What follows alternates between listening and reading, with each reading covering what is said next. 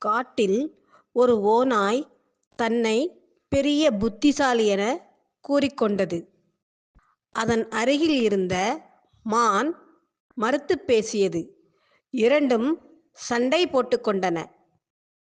அதை கவனித்துக் கொண்டிருந்த சிங்கம் கோபமாக, "நான் தான் இங்கே எல்லாரையும் விட பெரியவன்" எனக் கூறி ஓநாயையும் மானையும் சத்தமிட்டு அழைத்தது.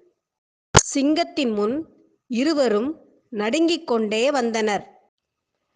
தேன் நிரம்பிய முழு தேனடையை யார் கொண்டு வருகிறீர்களோ அவர்தான் உங்களில் பெரியவர் என்றது சிங்கம். வேக வேகமாக ஓநாய் ஓடியது. மான் நிதானமாக நடந்து சென்றது.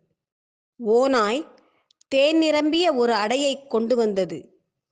அதை தின்று ஏப்பம் விட்ட சிங்கம், "ஓநாய் நண்பா, இந்த தேனை கொண்டு வந்த நீதான் பெரியவர்" என்றது. "சற்று பொறுங்கள் சிங்கமே, தேன் அடையை ருசிப்பதற்கு முன், நீங்கள் எனக்கு பட்டம் அளிப்பதற்கு முன் என் உடலை கொஞ்சம் கவனித்தீர்களா?" என்றது ஓநாய். "ஏன், என்ன ஆயிற்று?" என்று கூறிக்கொண்டே சிங்கம் அதனை உற்று நோக்கியது.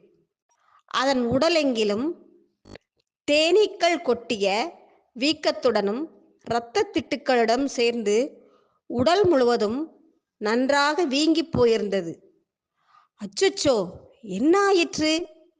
ஏன் உன் உடல் இவ்வாறு உள்ளது?" எனக் கேட்டது சிங்கம். "தேனடையை கொண்டு வந்தது பெரிய விஷயமல்ல, அதை நீங்கள் ரசித்து உண்பதும் பெரிய விஷயமல்ல, எனக்கு நீங்கள் பட்டமளித்ததும் பெரிய விஷயமல்ல. ஆனால் பெரிய விஷயம் எது தெரியுமா? ஒவ்வொரு பூக்களாகச் சென்று சிறு சிறு துளிகளாக தேனை சேகரித்து அதை ஒரு அடையில் பத்திரமாகச் சேர்த்து வைத்த பெருமை தேனீக்களையே சாரும். அத்தேனீக்களின் உழைப்புதான் மிகப்பெரியது.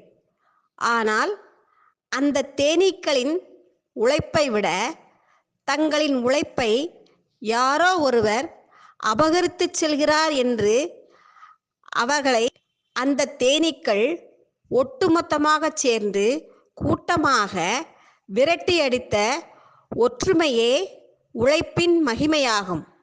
இவ்வுலகத்தில் வாழும் ஒவ்வொரு உயிரினங்களும் தங்களின் உழைப்பையே பெரிதாக போற்ற வேண்டும்.